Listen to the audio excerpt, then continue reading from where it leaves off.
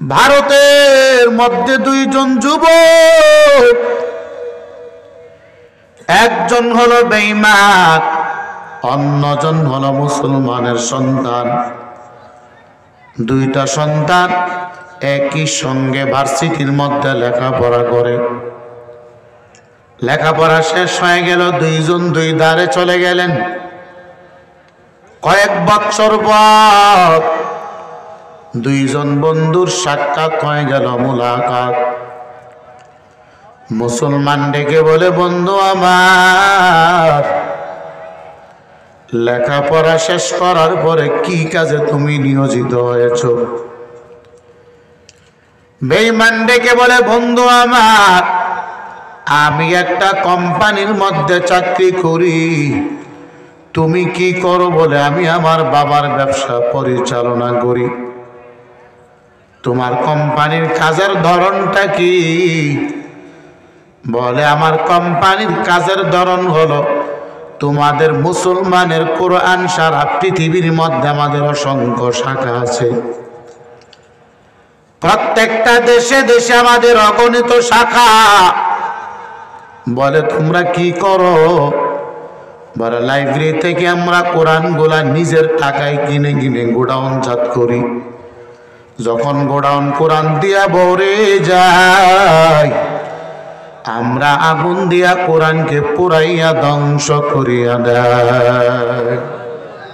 আরো আস্তে কন্যা না। ও মুসলমান, আপনারা মুসলমান নাকি অন্য ধর্মের কেউ আছেন এখানে? আসেননি কেউ? সবাই মুসলমান।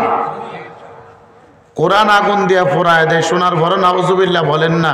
মুসলমান দাবি করেন কেমনে?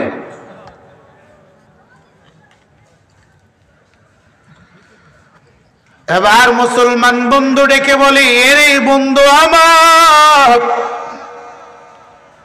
কোরআন পোড়াইলে কি হবে? বলে, একটা দিন সারা পৃথিবীর কাগজের কোরআন ধ্বংস হয়ে যাবে। বলে, এরপরে কি হবে?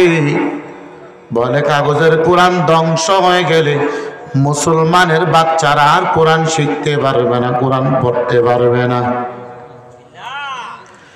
এবার মুসলমান ডেকে বলি, এরে বন্ধু আমার,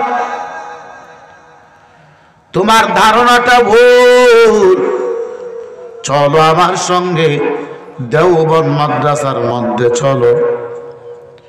দেওবন্দ মাদ্রাসায় যাওয়ার পর উস্তাদের কাছে বললেন, একটা 10 বছরের সন্তান দেন, যেই সন্তানের কলবের মধ্যে 30 পারা কোরআন মুখস্থ।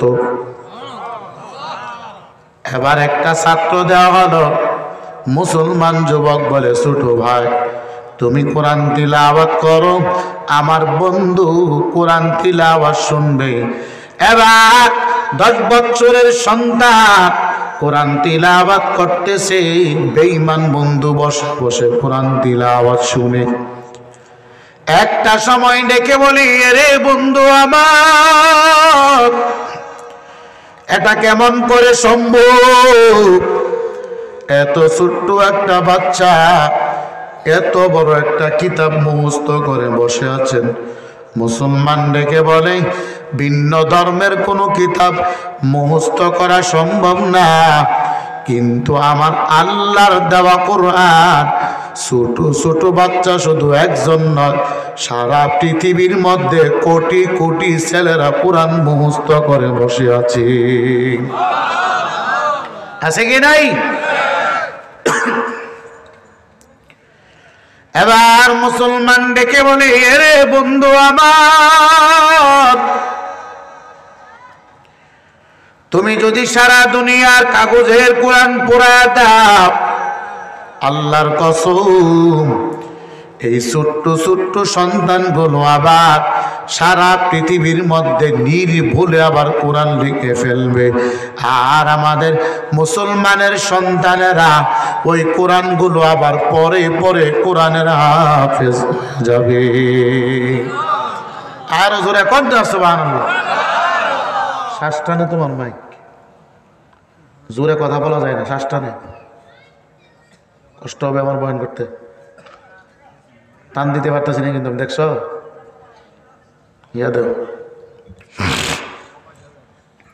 अल्लाह अल्लाह क्या मुबारक नामो है, अल्लाह अल्लाह आशिकों का काम है, अल्लाह अल्लाह निस्तिशीरी बरकमाल अंता रब्बी अंता हस्बी जुल जलाल।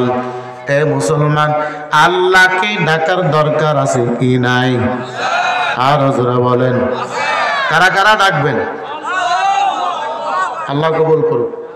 একটু চিকন করো, বেশটা চিকন করো, চিকন করে চাউন্ডা ভাসায় দাও। এরে মুসলমান, আল্লাহকে কেমনে ডাকবেন? বলে শুধু জুমার দিন ডাকবো, ভিন্ন কোনো দিন ডাকবো না। বলে না না, এরে যুবকের দল, বলে আল্লাহকে একটা জুমায় ডাক দিলাম, আগের জুমা পর্যন্ত আর ডাকলাম না। বলে কেন? বলে ইমাম সাহেব বলছেন এক জুমার নামাজ পড়লে আর এক জুমা পর্যন্ত যত গুনাহ করে আল্লাহ মাফ করে দেয়। এরে মুসলমান ইমানদার, তুমি যদি এক জুমা পড়ো, অন্য জুমা পর্যন্ত নামাজ না পড়ো, কিয়ামত পর্যন্ত পড়া সম্ভব, আমার আল্লাহর জান্নাতে যাওয়া সম্ভব হবে না। ঠিক কিনা বলো? নাকি জুমা পড়লে জান্নাতে যাওয়া সম্ভব? হ্যাঁ, কষ্ট হইতেছে আপনাদের? এরে মুসলমান ইমানদার, আমার আল্লাহকে তোমরা কেমনে ডাকবা? আল্লাহ বলে বান্দা রাতের বেলা ঘুমার ঘরে যাইবা, আমি আল্লাহর নামটা নিয়ে ঘুমের ঘরে চলে যাও। ঘুম থেকে উঠবা, আমি আল্লাহর শুকর আদায় করো। বাথরুমে তুমি ঢুকবা, এর এই বান্দা আমি আল্লাহর নামটা নিয়ে বাথরুমে ঢুকে যাও। বাথরুম থেকে বাহির হইয়া আমি আল্লাহর শুকর আদায় করো। এর বান্দা রাতের বেলা ঘুমাইবা, আমি আল্লাহর কোরআন তিলাওয়াত করে ঘুমাইয়া যাও। এর বান্দা খানা খাওয়ার আগে আমি আল্লাহর নামটা নিয়ে নাও। বলে কি হবে? আল্লাহ বলে বান্দা তুমি যত আমি আল্লাহকে ডাকবা, আমি আল্লাহ ততই তোমার আপন হয়ে যাব। ডাকার দরকার আছে কি নাই? বলে সপ্তাহে একদিন। হ্যাঁ এ মুসলমান, বলে সপ্তাহে একদিন জিকিরের মাহফিল করবো, আর ডাকবো না। বান্দা তুমি রাস্তা দিয়ে হাঁটো, আঙ্গুনের গিরায় গিরায় সুবহানাল্লাহ, আলহামদুলিল্লাহ, লা ইলাহা ইল্লাল্লাহ, আল্লাহু আকবার বলে তুমি ডাকো। বলে হাশরের ময়দানে যখন তোমাকে জাহান্নামী বলে ঘোষণা করা হবে, ওই দিন হাতের গিরাগুলো ডেকে বলবে মালিক তোমার বান্দাকে কেন জাহান্নামে দিলা? বলে বান্দার কোনো আমল নাই। এবার হাতের প্রত্যেকটা জোড়া জোড়া গিরা গিরা আল্লাহকে বলবে, এরে মালিক তোমার বান্দা রাস্তা দিয়ে হাঁটতে তোমাকে ডাকতো সুবহানাল্লাহ, তোমার বান্দা ঘুমাইতে গেলেও ডাকতো, তোমার বান্দা বাথরুমে গেলেও তোমাকে ডাকতো। আয় আল্লাহ আমরা সাক্ষী দিয়ে দিলাম। আমার আল্লাহ বলে এ বান্দা তোর পক্ষে সাক্ষী চলে আসছে। আল্লাহ বলে বান্দার আমলনামা মিজানের পাল্লায় উঠায় দাও। আবার যখন উঠানো হবে আমার আল্লাহ বলবে তাকায়া দেখ, আমার বান্দার জীবনের নেকামলের পাল্লা ভারী হয়ে গেছে। করার দরকার আছে নি? হ্যাঁ নাকি নাই? আল্লাহ কবুল করো। আর কেউ আছো তোমাদের লোক নাকি তুমি পারবা? কো আমি তো টান দিতে গেলে শ্বাস টান মারামা।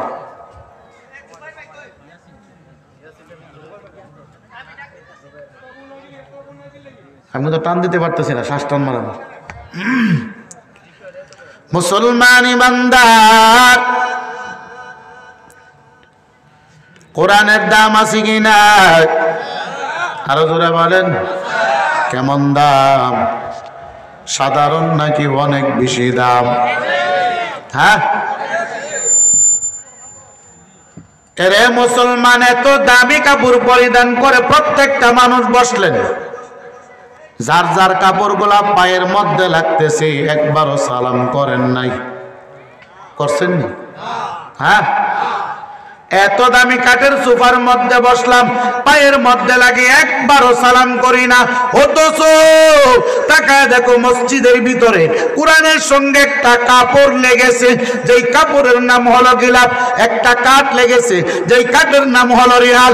আমার আল্লাহ বলেন প্রত্যেকটা মুসলমানের বাচ্চা ওই গিলাফ এবং রিহাল যদি পায়ের মধ্যে লাগে, লাগতে দেরি মুসলমানের সন্তান সালাম করতে দেরি করে না। করেননি? কারা কারা করেন? সবাই বলে হুজুর কোরআন তো পড়ি না, সালাম করবো কেমন? মুসলমান ইমানদার, আমার আল্লাহ বলেন কোরআন কত দামি জানো? আবু জাহেল আমার মায়ের নবীকে হত্যার জন্য ষড়যন্ত্র করতেছে, নীল নকশা এঁকে ফেললেন। মজলিস ডাকালেন, কে আছো মুহাম্মদের কল্লা দেহ থেকে আলাদা করবা। একজন দাঁড়ায় গেলেন, তিনি হলেন হযরত ওমর। তখনও ইসলাম ধর্ম গ্রহণ করে নাই। ওমর ডেকে বলে, আরে আবু জাহেল, আমি মুহাম্মদের কল্লা দেহ থেকে আলাদা করব। এবার ওমর চলে গেলেন মায়ার নবীর বাড়ির দিকে রওনা। রাস্তার মধ্যে একজন ডেকে বলে, আরে ওমর তুমি কোথায় যাও? ওমর বলে, মুহাম্মদের কল্লা দেহ থেকে আলাদা করার জন্য যায়। বলে অপরাধ কি মুহাম্মদের? বলে একটাই অপরাধ, মুহাম্মদ কালিমার দাওয়াত দেয়, কোরআনের দাওয়াত দেয়। এবার ডেকে বলে, কালিমা এবং কোরআনের জন্য যদি মুহাম্মদকে তুমি হত্যা করো, তাহলে আগে তোমার বাড়িতে যাও, তোমার বোন এবং বোন জামাই দুইজন মুহাম্মদের কালিমা পড়ে মুসলমান হয়ে গেছে। আর জোরে বলেন না সুবহানাল্লাহ। এবার ওমরের মাথা গরম হয়ে গেছে, কি ব্যাপার? আমি যেই মুহাম্মদের কল্লা আলাদা করার জন্য রওনা হয়ে গেলাম, ওই মুহাম্মদের ধর্ম আমার ঘরের মধ্যে চলে গেছে। এবার ঘরের দরওয়াজার সামনে গেলেন, গুনগুন গুনগুন শব্দের আওয়াজ ওমরের কানের মধ্যে লাগতেছে। ওমর ঘরের দরওয়াজার মধ্যে নক করলেন, বোন জামাই ভয় লুকায় গেলেন। বোন ঘরের দরওয়াজা খুললেন। ওমর ডেকে বলে, বোন আমার এতক্ষণ কি পড়তেছিলা? বোন বলে, কিছুই না। বলে, আমি শুনেছি তুমি জেনে কি পড়তেছিলা? বোন ডেকে বলে, এরে ওমর, আমি পড়তেছিলাম আমার আল্লাহর দেওয়া পবিত্র কালাম আল কুরআন। কি পড়তেছিল? আরো জোরে বলেন। এবার ওমরের মাথা ঠান্ডা না গরম? ওমর এবার বনের উপর আক্রমণ করলেন। একটা সময় বন অজ্ঞান হয়ে জমিনের মধ্যে পড়ে গেলেন। আবার যখন হুঁশ ফিরে আসলেন, ওমর আঘাত করার জন্য গেলেন। বোন ওমরের হাতটা ধরে ফেললেন আর বলে, ভাই আমাকে এমন ভাবে আঘাত করে কোনো লাভ নাই, তুমি আমাকে হত্যা করে ফেলো, কিন্তু একটা কথা শুনিয়া নাও, আমি জীবন দিতে রাজি, এর কোরআন কালিমা ছাড়তে রাজি হব না। এবার ওমর ডেকে বলে, এরে বোন, কি এমন কোরআন তুমি পড়তেছো যেই কোরআনের কারণে জীবন দিতেও তুমি রাজি? বোন বলে, কোরআন অনেক দামি। বলে, আমাকে একটু শোনাও। বলে, না না, তুমি তো নাপাক, তোমাকে শোনানো সম্ভব না, পবিত্র হয়ে আসো। এবার গোসল করে আসার পর ওমরের বোন এবার কোরআন তিলাওয়াতের আওয়াজ শুরু করলেন। একদিকে কোরআন তিলাওয়াত, অন্যদিকে আমার ভাইয়ের নবী আল্লাহর কাছে দোয়া করে বলে, মালিক, মক্কার দুইজন ওমর, একজনকে তুমি কালিমার জন্য কবুল করে নাও। একজন হলো আবু জাহেল, 2 নম্বর হলো খাত্তাবের ছেলে ওমর। আমার আল্লাহ জানায় দেন, ও পয়গম্বর, আপনার কালিমার জন্য আমি কবুল করে নিলাম খাত্তাবের ছেলে ওমরকে। কবুল করছেন কে? আর জোরে বলেন। হেদায়েতের মালিক কে? দেওয়ানবাগি, হ্যাঁ, আট্রসে আল্লাহ। এবার ওমরের জন্য আমার মায়ের নবী দোয়া করলেন। একদিকে দোয়া, অন্যদিকে কোরআন তিলাওয়াতের আওয়াজ। ওমরের চোখে পানি চলে আসছেন, ডেকে বলেন, বোন আমার, এত সুন্দর কোরআন তিলাওয়াত জীবনে কোনোদিন আমি শুনি নাই। এরে বোন, চলো মুহাম্মদের দরবারে চলো। বোন বলে, কেন? মুহাম্মদকে হত্যা করবা? বলে, না না, আজকে আমি ওমর কালেমা পড়ে মুসলমান হয়ে যাব। হেদায়েত করছেন কে? এবার ওমর চলে গেলেন আমার মায়ের নবীর দরবারে।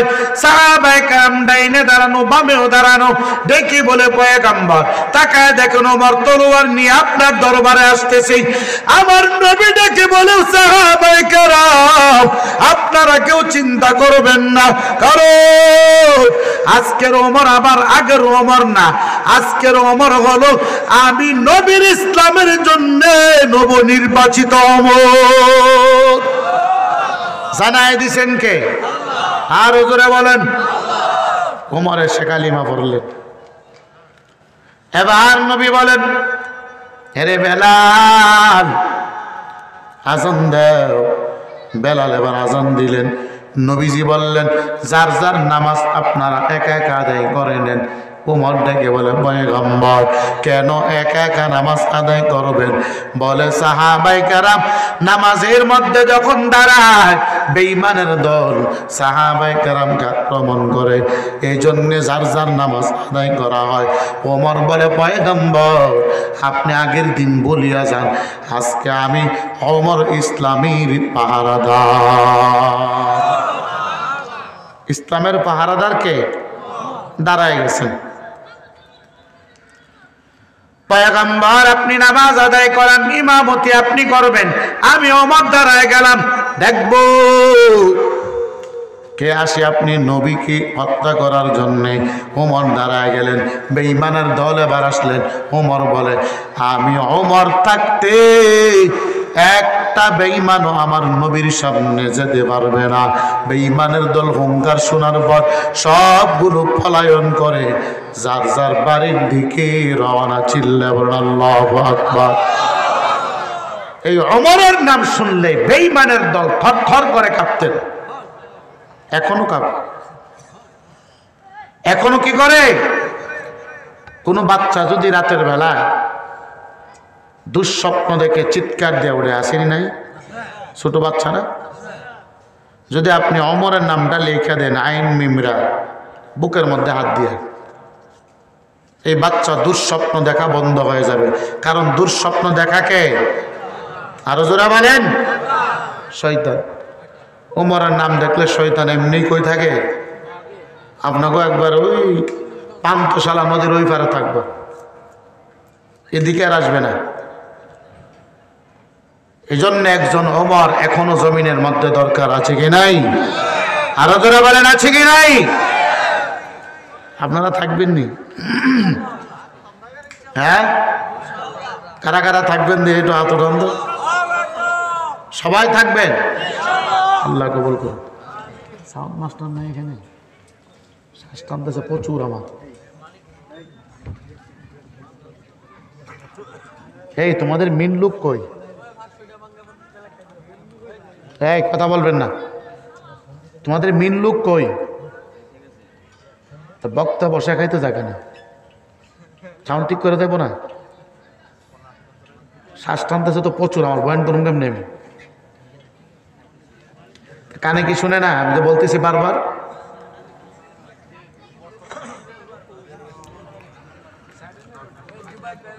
কেউ কথা না বলি। মুসলমান ইমানদার, এরে যুবক, আমার মায়ার নবী রাহমাতুল্লিল আলামিন আবার নামাজ আদায় করালেন। পাহারাদার হিসাবে দাঁড়াইলেন কে? আর হুজুরা বলেন, সবার মনে আসেনি? কে দাঁড়াইছেন? ওমর। বেঈমানের দল এবার পলায়ন করলেন। এবার আমার মায়ার নবী কাবার সামনে কোরআন নিয়ে বসে গেলেন, কোরআন তিলাওয়াত করবে। আবু জাহেল গেটের সামনে দাঁড়ায় গেলেন আর বললেন, তাকা দেখ, ওই যে একটা পাগল বসে আছেন, পাগলে বসে বসে জাদুর মন্ত্র পড়ে। আপনি কি নাউজুবিল্লাহ বলেন নাই? অল্প কয়েকজন বলছেন, নবীজিরে পাগল বলছে, শোনার পরে নাউজুবিল্লাহ বলা আপনাদের জন্য ওয়াজিব। বলছেননি সবাই? এই আওয়াজ দিয়েছেন আর্জেন্টিনা যেদিন জিতছিল, হ্যাঁ, নামাজিওয়ালারা ফাল দিয়ে ঘুম থেকে উঠছে যুবকদের নাইসের কারণে।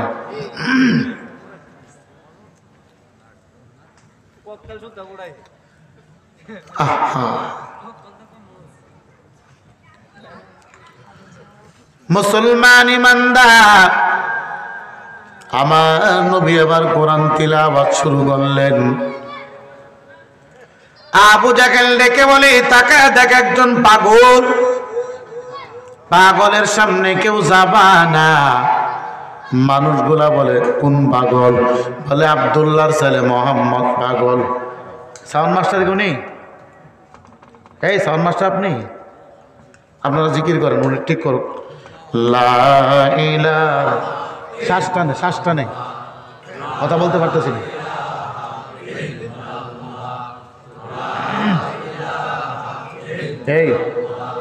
এইটা চিকন করে রিবাব দিয়ে ঢিল দিয়ে চল বাসায় দেন।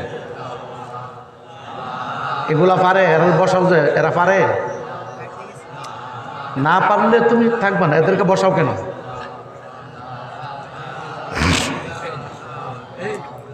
লা ইলাহা ইল্লাল্লাহ, লা ইলাহা,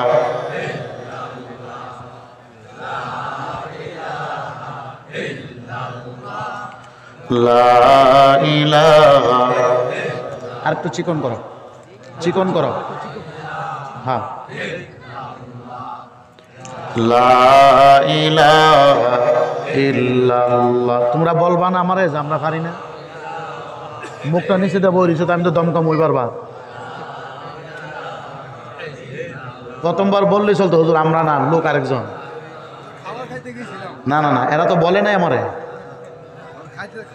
লা ইলাহা ইল্লাল্লাহ মুহাম্মাদুর রাসূলুল্লাহ সাল্লাল্লাহু আলাইহি ওয়াসাল্লাম। এখন সাউন্ড ঠিক আছে, সাউন্ড আছে, কিন্তু তারা পারে না যে আমার বলেও না।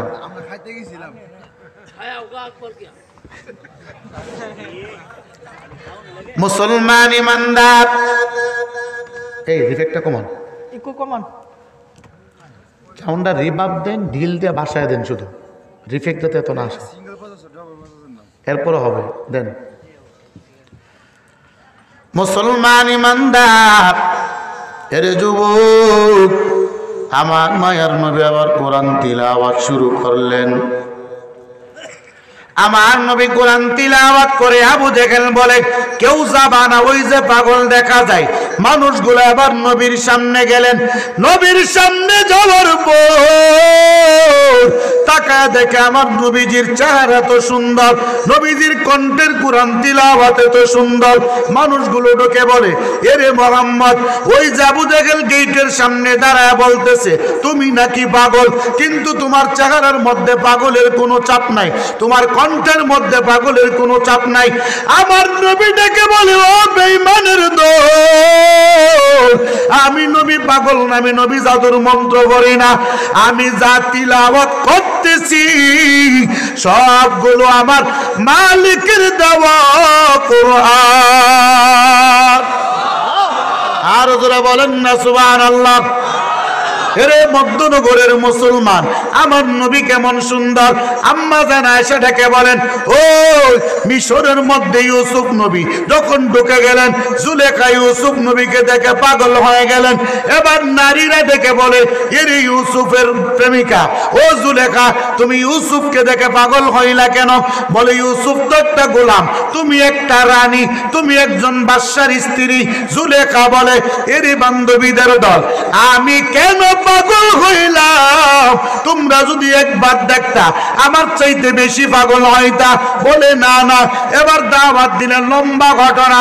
সবাইকে ক্রমে বসাইলেন। ইউসুফ নবীকে বললেন, আমি যখন বলবো তুমি এই দিকে হেঁটে যাইবা। প্রত্যেকটা নারীর হাতে একটা করে আপেল, একটা করে ছুরি দেওয়া হইল। এবার জুলেখা ইউসুফ নবীকে বলে, এই রুমের মধ্যে দিয়ে হেঁটে যাও। ইউসুফ নবী ঢুকতে দেরি, জুলেখার বান্ধবীরা ইউসুফের দিকে অবাক হয়ে তাকাইতে দেরি করে না। ইউসুফ সুন্দর না কালো? হ্যাঁ, কেমন সুন্দর।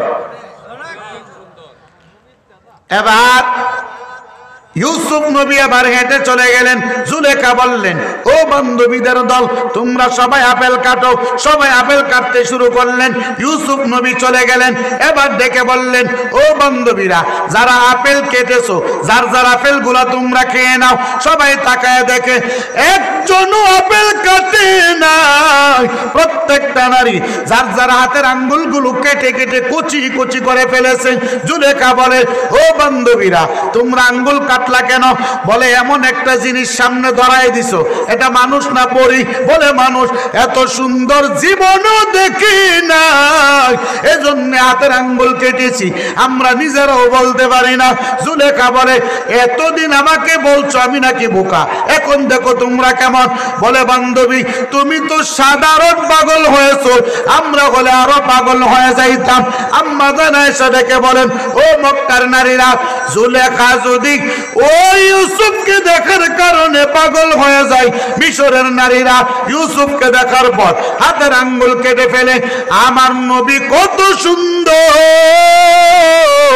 আমার নবীকে যদি তারা একটা নজর দেখতো, আল্লাহর কসম মিশরের প্রত্যেকটা নারী হাতের পরিবর্তে কলিজা পর্যন্ত কেটে ফেলতো।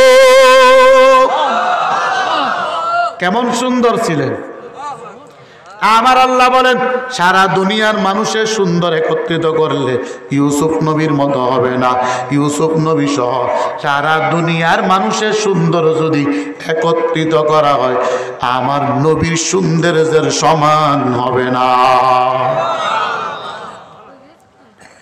আম্মা জান আয়েশা ডেকে বলেন, ও মক্কার নারীরা, আমার নবী আরো কত সুন্দর জানোনি?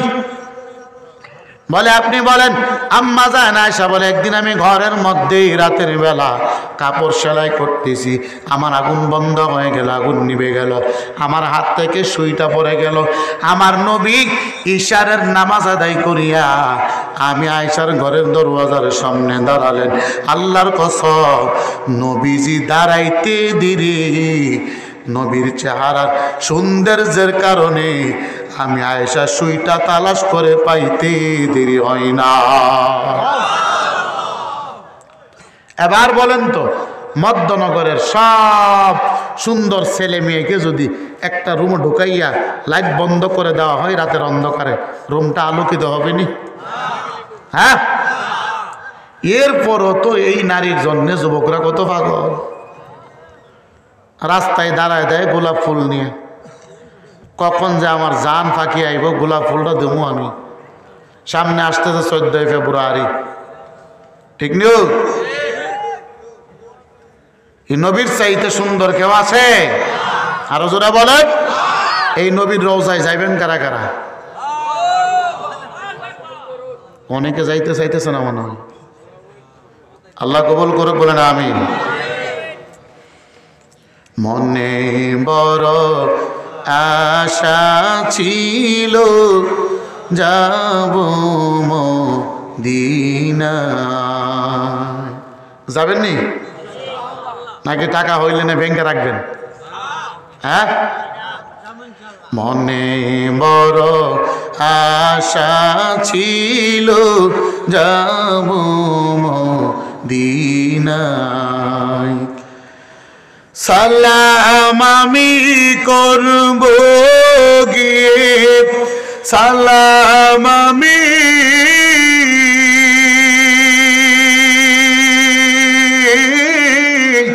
সালাম আমি করব গিয়ে নবীজির যায়।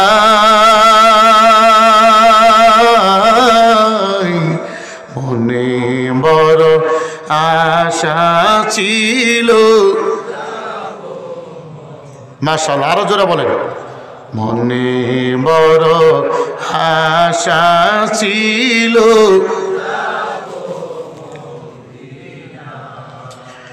সালাম আমি করব গিয়ে, সালাম আমি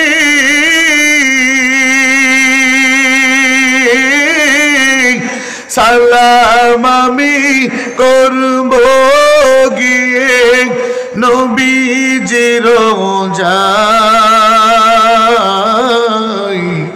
মনে বড় আশা ছিল।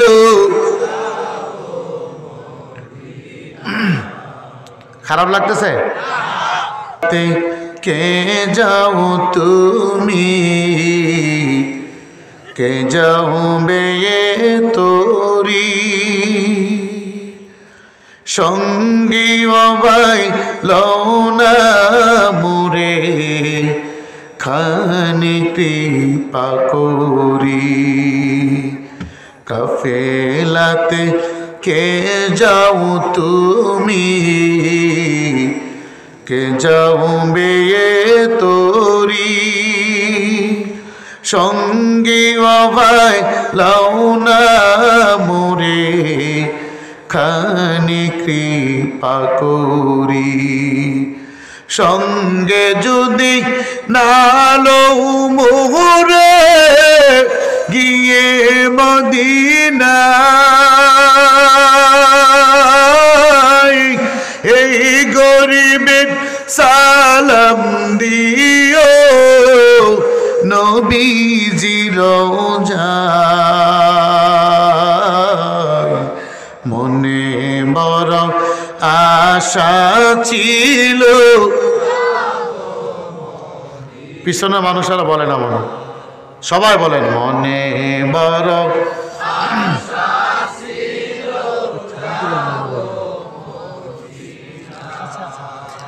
সালাম আমি করব গিয়ে, সালাম আমি করব গিয়ে নবীজির রওজায়।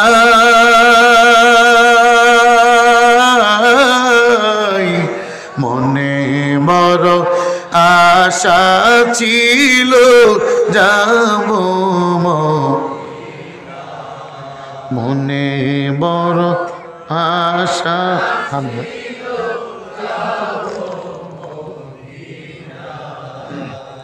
সবাই জবান খুলে বলুন আল্লাহু আকবার। খারাপ লাগছে? লাগবে না। খারাপ লাগছে? মদিনায় যাইতে রাজি আছে তো সবাই? হ্যাঁ, এই যে মনের আকাঙ্ক্ষা, মনের আশাটা ব্যক্ত করেছেন, মন থেকে যারা বলছেন যদি আল্লাহ কবুল করেনি,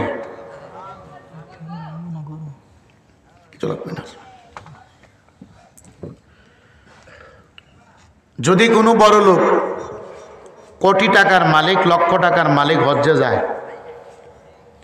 পিছন দিয়ে একজন রিক্সা চালক, দিনমজুর, শ্রমিক আছে কি নাই?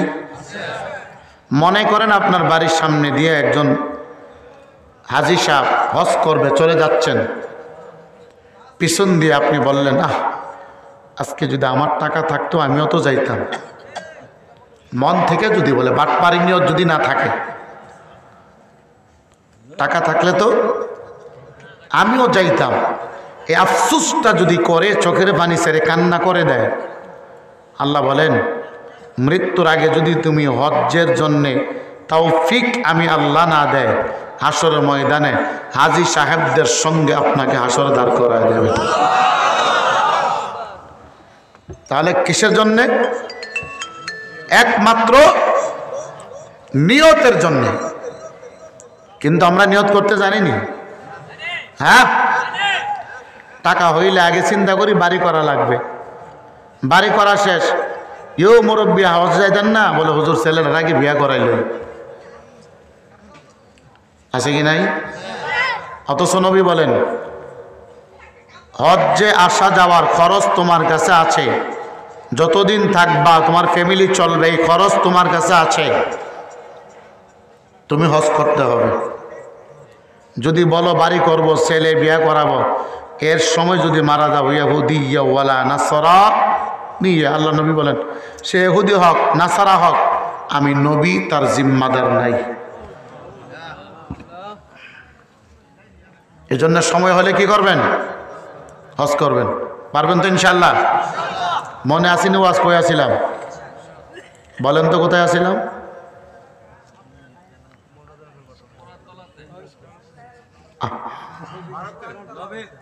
মনোযোগ দিয়ে সবাই ওয়াজ শুনেন না মনে হয়।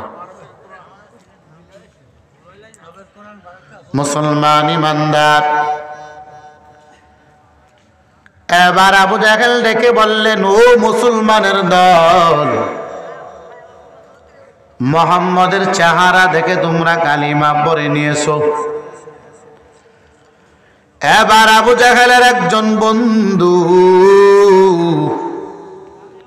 বড় একজন কবি, বড় একজন শায়ের, ডেকে বললেন, বন্ধু আমার, মুহাম্মদ কি যেন জাদুর মন্ত্র পড়ে, তুমি একটু শোনো, কারণ তোমার মতো বড় কবি মক্কার মধ্যে কেউ নাই।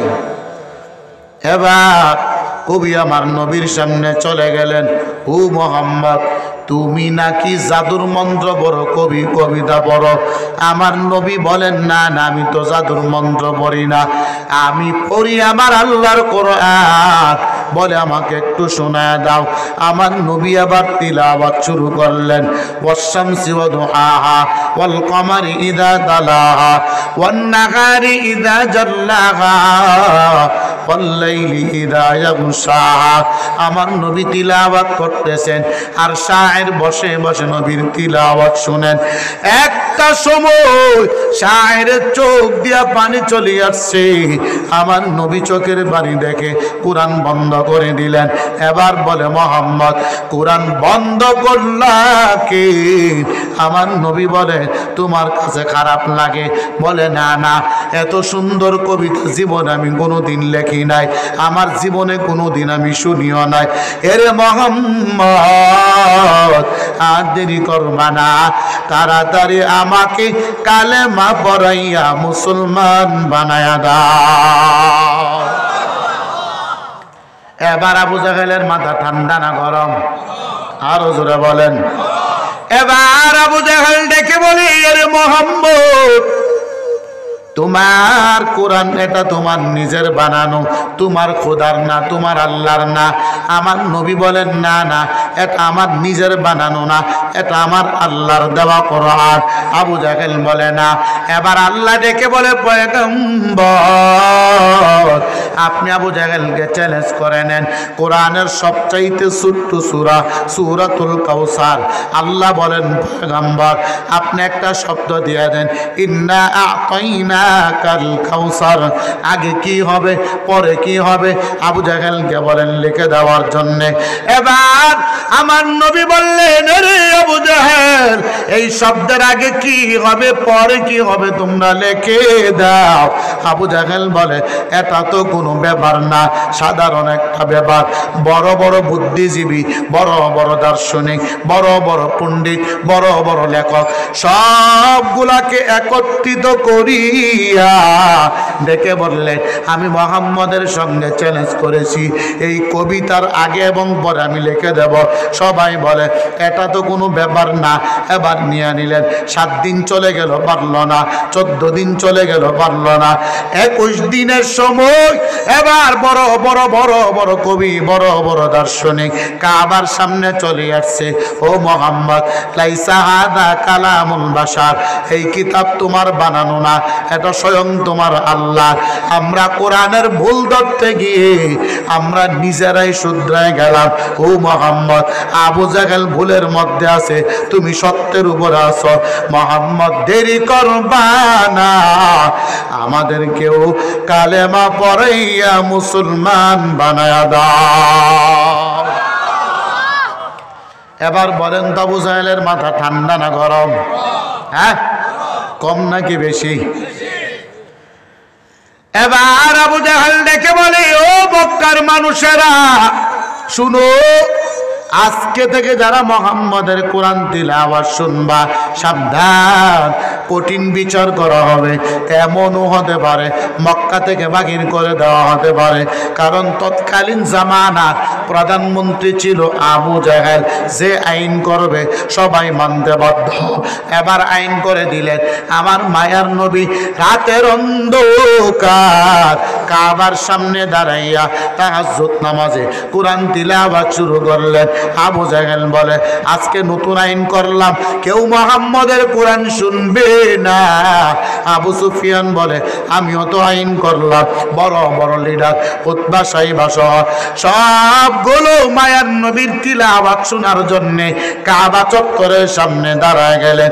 সারা রাত আমার নবী তাহাজ্জুদ নামাজ পড়লেন, কোরআন তিলাওয়াত করলেন।